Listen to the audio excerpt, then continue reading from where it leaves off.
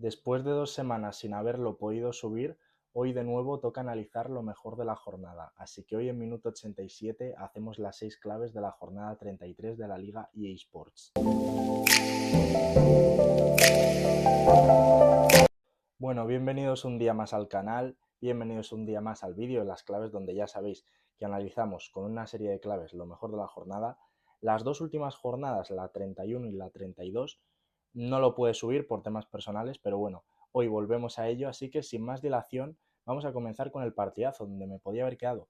Sobre el papel hubiese sido ese Betis Real Madrid, ese Villarreal Celta también estuvo bien, fue divertido, pero yo me lo esperaba incluso más divertido, porque suele ser un partido entre dos equipos que suele molar mucho y suele ser muy divertido. Ya digo, estuvo bien, pero el mejor partido sin duda fue ese Rayo 3, Real Sociedad 3, un partidazo brutal que tuvo muchas polémicas, pero bueno, yo sinceramente, como espectador neutral, me lo pasé muy bien viéndolo. Es cierto que en los primeros minutos de la primera parte se hizo algo más pesado, pero bueno, fue un partido, ya digo, muy bonito, muy entretenido, sobre todo para el espectador neutral. Para el aficionado del Rayo y de la Real Sociedad me imagino que no tanto, pero bueno, la Real, que está ahí tratando de luchar por esa quinta plaza, que ya veremos si da acceso a Champions o no al final, y yo creo que para la quinta no le va a dar, pero que sí que se va a meter en Europa, aunque ya se ha metido en Europa vía la Copa. Y el Rayo, que yo no tenía ningún tipo de duda de que se iba a salvar, ni siquiera cuando tuvo esa racha complicada que podíamos dudar un poquito más. Ahí sí que me dejaba sensaciones algo malas, pero igualmente pensaba que se iba a salvar. Íñigo Pérez es un pedazo de entrenador, y ya las informaciones apuntan a que su próximo destino no va a estar en Vallecas el año que viene. Y yo pensaba que iba a ser el Athletic Club, lo he dicho varias veces, pensaba que iba a ser el entrenador del Athletic la temporada que viene, pero parece que va a ser el entrenador del Villarreal, ha salido hoy esa noticia. Pero bueno, sin más dilación vamos a continuar con la imagen, donde tenía muchísimo para elegir. Esas declaraciones explosivas al terminar el partido, ese Rayo Real Sociedad que acabamos de comentar, de Camello comentando que el fútbol ya no es fútbol y que los protagonistas que deberían de ser los futbolistas no lo son. O sea, las declaraciones fueron bastante duras, con la vuelta a Isco a la Cartuja, con el homenaje en Valencia, con ese homenaje de Fermín en la celebración a Lamine Yamal por la lesión, con esa pancarta del Atleti a la niña que se murió por cáncer hace poco, bastante bonita y bastante emotiva, con esa reacción de Carmo, que bueno, creo que después del cambio al final le pitan, y creo que es una reacción que simboliza que en Oviedo esta temporada no ha funcionado nada. Carmo empezó bien, a mí al principio me gustó, pero después, sobre todo en la segunda vuelta, ha tenido muchísimos errores, han salido muchísimas fotos, le pitaron, y la verdad que la reacción que tuvo fue bastante dura. También me podía haber quedado con esa lesión de Boyé o con precisamente el adiós a la esperanza del Oviedo, porque yo creo que ya lo de salvarse, si ya lo veía imposible después de perder ayer contra el Elche, yo creo que ya está sentenciado del todo. Pero bueno, yo me decido quedar con esa lesión de Pablo Barrios. También algo que duro de ver, sinceramente, esa imagen de Barrios yéndose llorando, que al final lleva una temporada en la que ha tenido muchas lesiones, una temporada complicada, y me tenía que quedar con esa imagen. Veremos a ver si llega al Mundial. Se estima que estará en torno a un mes de baja, pero si no está en un tono físico adecuado, sinceramente no creo que vaya al Mundial, por desgracia. Pero bueno, continuamos con el gol, donde el de Sorloz estuvo muy bien, fue muy bonito, el que hace la pared con Baena, con ese gran gol de Gonzalo Villar, con ese golazo de Jan Virgili, con ese gol de Oyarzábal, el primero, que es un golazo, es súper inteligente el futbolista de Eibar, con ese, también con ese gol de Camello, que fue un gran gol, pero bueno, yo me decido quedar con el de Pedro Vigas, que para mí fue el mejor con diferencia. Es un gol brutal, y encima es un gol dificilísimo de meter, porque coge una parábola, coge un efecto el balón, que encima lo marca desde su casa Vigas, y bueno, es un futbolista que siempre hemos sabido que tiene una calidad y un pie tremendo, pero ya digo que el gol que marcó fue muy top y muy difícil de hacer, sinceramente. Pero bueno, continuamos con la liada, donde no ha habido demasiado. Me podría haber quedado con esa expulsión de Germán Valera, con ese penalti de Pape Gay, o con el general el partido de Koundé y la temporada de Koundé, que es flojísima, sinceramente es muy floja. Pero bueno, yo me decido quedar con el penalti de Joel Lago, con ese penalti que hizo el canterano del conjunto vigués del Celta, el central, que es un central joven que a mí me gusta porque me parece sinceramente que tiene mucho carácter, pero es cierto que tiene ciertos detalles, valga la redundancia, que pulir. O sea, es lo que me parece, tiene bastantes detalles que pulir, sinceramente. Y la semana pasada hizo un penalti, bueno, ni siquiera la semana pasada, 2 partidos consecutivos haciendo penalti, uno entre semana contra el Barça, y el otro día contra el Villarreal de nuevo hizo penalti. No entro en si es penalti o no, a mí no me parece que sea clarísimo, pero bueno, es cierto que al final lleva 2 partidos seguidos cometiendo penalti y tiene que mejorar esos errores de juventud. Ahora mismo no está a un buen nivel, pero ya digo que a mí sí que me gusta. Vamos a finalizar las 5 primeras claves antes de pasar, como ya sabéis siempre, con el 11 ideal. Y vamos con el dato donde me podía haber quedado con esa primera titularidad de Freeman, del lateral derecho del Villarreal, que me gustó mucho, con ese debut de Hugo González, otro canterano que saca a Giraldez en el Celta, o con esa buena racha del Elche, que ya dije que estaba muy confiado de que se iba a salvar y ya prácticamente tiene la permanencia en el bolsillo. Pero bueno, yo me decido quedar con los 3 puntos de 12 del Sevilla con LGP, con Luis García Plaza. Ya dije que era un banquillo complicadísimo, que era un marrón para cualquier entrenador y de hecho yo si fuese entrenador con un cierto caché en el fútbol español, por mucho que sea el Sevilla Fútbol Club y sea increíble entrenar al Sevilla, porque históricamente es uno de los mejores clubes de toda España, es que es un marrón, porque con la directiva que hay y la plantilla que hay, que es bastante floja, me da la sensación de que tienes más que perder que ganar. Y es lo que le está pasando a Luis García Plaza. Inicio malo, 3 puntos de 12. El Sevilla a mí con Almeida, ya digo que sí me convencía. Lo que pasa es que, claro, tuvo una racha muy mala y fue destituido. Pero es que la plantilla está para lo que está y es para salvarse justo. Sé que los aficionados del Sevilla no lo ven así o tienen un grado de exigencia muy alto, pero es que la plantilla sinceramente es la que es. Pero bueno, entramos ya con el 11 ideal, donde comenzamos con la portería, bueno, 4-4-2 esta semana y en la portería no ha habido mucha competencia. Me podía haber escogido a Dani Cárdenas en el Rayo, pero le marcan 3 goles, hace buenas paradas, pero le marcan 3 goles. Con Dimitrievski, que solo hace 2 paradas, pero una es un paradón tremendo en ese partido del Valencia contra el Girona, o con Odiseas Vlachodimos, que ha estado a punto de entrar, el guardameta del Sevilla, el mejor futbolista del Sevilla esta temporada, de hecho, para mí, con diferencia. Hizo un partido brutal y no entra porque el Sevilla perdió, pero con que hubiese empatado hubiese entrado porque las paradas que hace al final son brutales, hace 6-7 paradas y hace un partido muy bueno. He decidido quedarme con Andrei Lunin, con el portero del Real Madrid, que hizo 3 paradas y 0,74 goles evitados.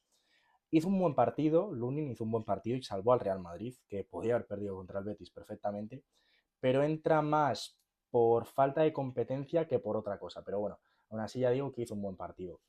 Continuamos con ese lateral derecho, donde podía haber entrado Héctor Bellerín, que marcó gol contra el Real Madrid precisamente, o con Johnny Otto, que hizo un buen partido con el Alavés. Pero yo me he decidido quedar con Alex Freeman, que le he mencionado antes, que primer partido, primera titularidad con el Villarreal, y tuvo bastantes buenas estadísticas, hizo un gran partido, 11 contribuciones defensivas, 6 recuperaciones, 4 de 4 duelos en el suelo.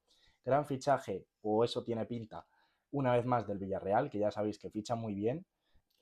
Venía de la MLS y ya digo que su primera titularidad a mí me gustó bastante. Y continuamos con los centrales donde sí que ha habido muchísima competencia, la posición con más competencia. Hausen me gustó mucho con balón, pero ya tuvo algún, no diría error, pero sí alguna duda a nivel defensivo. Pepe Lu, que jugó de central, estuvo bastante bien. Víctor Reis hizo un partido colosal contra el Valencia, o sea, no entra porque perdió el Girona, pero el partido que hace es un escándalo. Está a un nivel brutal Víctor Reis. Ya veremos a ver qué pasa el año que viene con él, si tiene cabida en el Manchester City, porque yo creo que sí, o veremos a ver qué pasa con él, pero a mí, sobre todo este tramo final de temporada, empezó con algo más de dudas, me está encantando. Renato Veiga también estuvo muy bien. En general estuvo bien la defensa del Villarreal. Lejeune, el central del Rayo, infravaloradísimo, estuvo muy bien y marcó un gol. Y Vigas, el capitán del Elche, también podía haber entrado porque marcó un golazo también. Pero bueno, yo me decido quedar por un lado con Alejandro Catena, que marcó un gol, hizo 12 contribuciones defensivas, 2 de 2 entradas y 4 de 4 duelos aéreos. Brutales las cifras de Catena, que bueno, antes de nada, en el 11 ideal, si no me he equivocado, simplemente repiten 4 futbolistas. Todos los demás son nuevos. Catena, si no me equivoco, es la primera vez que entra, aunque me parece raro porque está haciendo bastante buena temporada. Y a mí es un central que me gusta mucho. A lo mejor ha entrado ya alguna vez y no lo he visto, puede ser. Pero bueno, a su lado me he quedado con Pau Cubarsí, que hizo 16 contribuciones defensivas, 3 de 3 entradas y 12 despejes. Secó a los delanteros del Getafe, bueno, en este caso solo jugó Satriano de inicio, pero hizo un partidazo Cubarsí que sinceramente está mejorando mucho en el tema de los duelos, ya sabemos que con balón es buenísimo, pero hizo un gran partido y creo que se merecía entrar sí o sí. Otro que si no me equivoco es la primera vez que entra en el once ideal. Vamos con ese lateral izquierdo que habitualmente suele ser la posición, yo creo, de toda la liga con menos competencia en los 11 ideales y esta semana sinceramente no ha sido una excepción. Podía haber entrado Gallá, que hizo asistencia y bueno, hizo un partido correcto, pero me he decidido quedar con otro hombre que su equipo no ganó, pero también dio una asistencia y hizo un muy buen partido, que fue Sergio Gómez, que está mejorando mucho en esta segunda vuelta desde que ha llegado Matarazzo. Hizo una asistencia, 4 pases clave y 5 de 7 duelos en el suelo. Y aparte también creó 2 ocasiones claras. O sea que hizo un partido bastante top Sergio Gómez, que ya digo que ha mejorado bastante con Matarazzo. Pero bueno, continuamos con... Primero vamos con la banda derecha, donde no había mucha competencia. Me podía haber quedado con Ilya Sakomac, que hizo un buen partido, pero me he decidido quedar por segunda vez en el once ideal, es la segunda vez que aparece, con Nicolás Pepe, que hizo un gol, 2 pases clave y 2 de 4 regates. No me pareció que hiciese un partido brillante el Villarreal, pero bueno, no había mucha competencia en esa banda derecha. Nicolás Pepe al final te marca un gol, fue bastante desequilibrante y volvió bastante loca la defensa del Celta, así que creo que se merecía entrar en esa banda derecha. Y vamos con el centro del campo, donde tampoco ha habido nada de competencia. Bellingham, que ya sabéis que yo no es que no me guste, me parece que tiene unas condiciones brutales, pero creo que no es muy compatible ya con este Real Madrid. Pero sinceramente este fin de estuvo bastante bien, podía haber entrado. Y Moncayola también estuvo bien, pero yo me decido quedar con un doble pivote formado, bueno, por 2 interiores, por Gonzalo Villar, que hizo un gol, 4 faltas recibidas y 5 de 5 duelos en el suelo. Hizo un gran partido con el Elche. Otro que entra un poquito por falta de competencia, hizo muy buen partido, ¿eh? Pero entra sobre todo, ya digo, por ese gol y por la falta de competencia. A mí en su día me encantaba en el Granada, en el Elche de momento no, me parece que puede dar un poquito más, pero bueno, hizo muy buen partido este fin de, así que a ver si eso le sirve para seguir creciendo la temporada. Y a su lado Pedri González, que si no me equivoco es la quinta vez que aparece en el once ideal, tuvo una asistencia, 3 pases clave, 7 recuperaciones y 3 de 3 duelos en el suelo. De nuevo, partidazo de Pedri, que no sé si este año está siendo el mejor futbolista del Barça, para mí el año pasado fue el mejor futbolista de la liga. Es cierto que empezó a un nivel sensacional, creo que en la segunda vuelta ha bajado un poquito, pero igualmente sigue estando muy bien. Y vamos con esa banda izquierda donde sí que había bastante más competencia. Abder Reba, que estuvo bastante bien en el Alavés y dio asistencia de un córner sacado por él.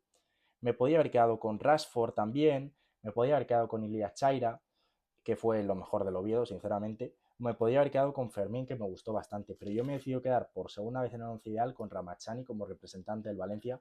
Sabéis que siempre meto un representante por equipo que gana. Y por cierto, también comentar que no entra al partido de hoy lunes del Español Levante, porque mi objetivo es subir el vídeo hoy lunes, aunque no sé si me va a dar tiempo. Pero bueno, ya digo, entra Ramachani, que para mí fue lo mejor del Valencia, estuvo agitando todo el partido contra el Girona. La verdad que hizo un muy buen partido Ramachani, sinceramente.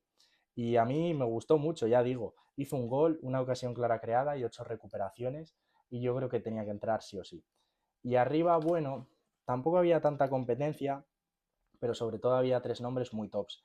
Raúl García de Aro estuvo muy bien, pero hay 3 nombres, 3 futbolistas que marcaron 2 goles. Uno es Mikel Oyarzábal, que se ha quedado fuera, pero podía haber entrado. Pero yo me he decidido quedar por un lado con Tony Martínez, que hizo 2 goles y 5 de 8 duelos aéreos. Si se salva el Alavés va a ser en parte por sus 2 delanteros, por Tony Martínez y por Boyé. Pero sinceramente yo no me esperaba este nivel de Tony Martínez, que era un futbolista que me gustaba, que hacía cosas bien, pero me daba la sensación de que le faltaba gol. Pero desde luego está haciendo una segunda vuelta tremenda, pero tremenda. Y ya digo que si el Alavés se salva será en parte por el bueno de Tony. Y a su lado me tenía que quedar con Sorloz, que aparece también por segunda vez en el once ideal, que hizo 2 goles, 5 tiros y 8 de 10 duelos aéreos. La primera parte de Sorloz, como si no estuviese, la segunda de 10. Fue una segunda parte brutal. En la primera parte se lo come Vivian y en la segunda parte se come a él a Vivian, pero completamente al central del Athletic Club. Así que creo que tenía que entrar, sí o sí. Y como entrenador, bueno, no ha sido fácil, sinceramente. Había varios nombres que podían haber entrado, pero bueno, yo tenía bastante claro que sinceramente me tenía que quedar con Eder Sarabia, que aparece por segunda vez en el once ideal. Consiguió, bueno, ahora está en un buen momento el Elche y encima consiguió una victoria, la primera victoria del Elche fuera de casa en toda la temporada y una victoria que sin duda le va a acercar más aún a la permanencia. Y bueno, hasta aquí el vídeo en las claves de la jornada 33. Sabéis que lo hacemos todas las semanas, siempre que puedo. Ha habido alguna semana que no he podido, pero siempre lo hacemos. Y la última semana, la verdad que tuvo bastante apoyo, la última que lo subí.